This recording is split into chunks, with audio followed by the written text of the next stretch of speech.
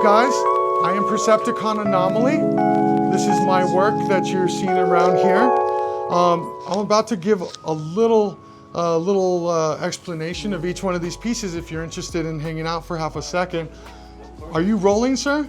Yes. Okay, excellent. He's a filmmaker. Yes, he is. Ava Ray, it was lovely meeting you. Carla, are you guys leaving? Okay, I'll see you guys right now. Okay, yeah, you already heard the spiel. Okay, see you guys right now. Okay, you guys, my name is Percepticon Anomaly. Welcome to Angle of Perception. This is my first solo show, and these are my pieces. This piece right here is called the Big Dripper. This is just a representation of how a cool rainstorm feels to me after a hot day in El Paso. Now, you'll see it has glass beads embedded in it, as well as encaustic wax, ink, and shellac work. Okay, so this is one of the more basic pieces that I do. Now, over here, this is one of my favorites in this show. This is called Sticky Fingers, the One-Eyed Monster.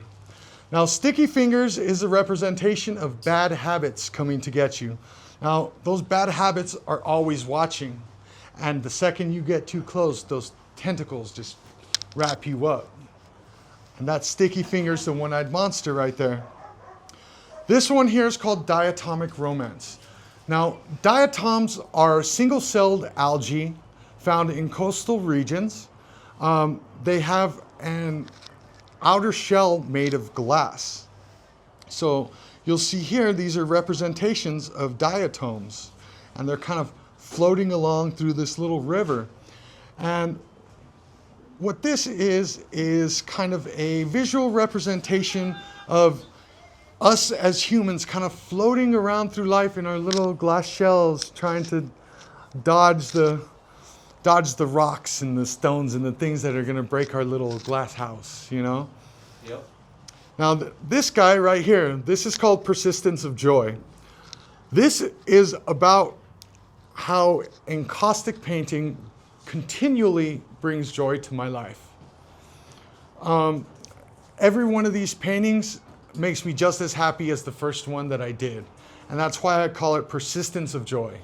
You know, so many things we do in our lives, you do them one time and you get joy from doing it one time, but it's never good again.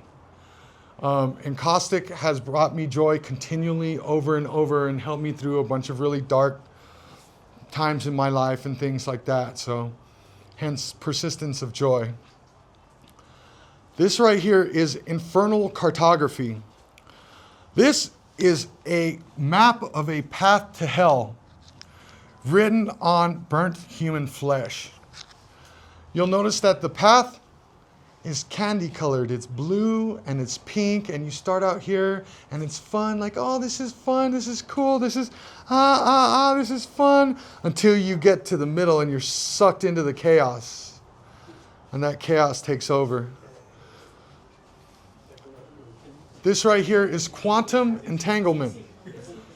This is showing the connection that we have from one end of the universe to the other, and how an occurrence, an event over here can affect something that happens on the other side of the universe.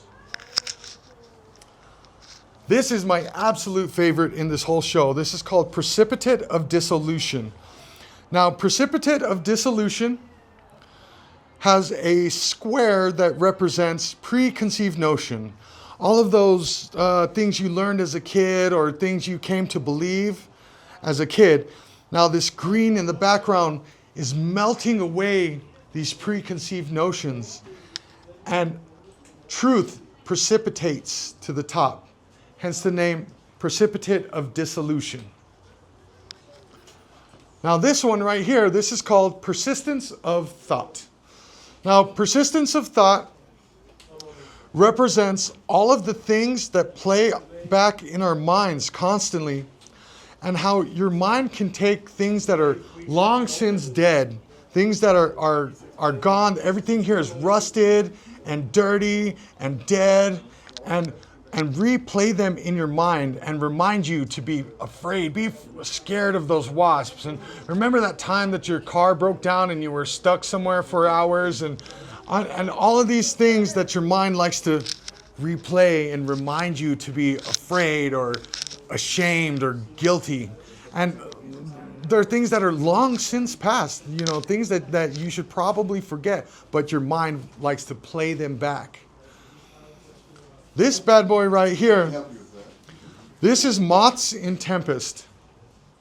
This is showing a visual representation of vicious cycles and how we'll all fly around and around in our little vicious cycle and slowly getting sucked into this turmoil, into this cyclone.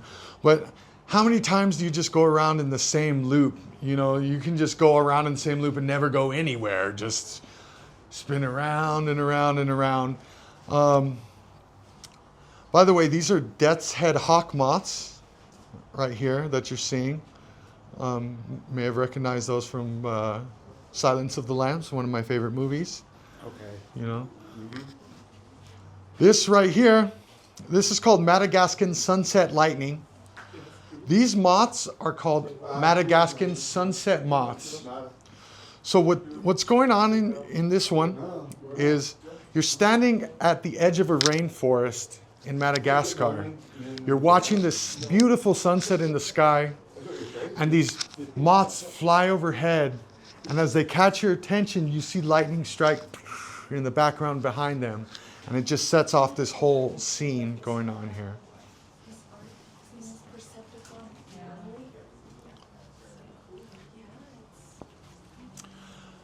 This right here is called the multiverse compass.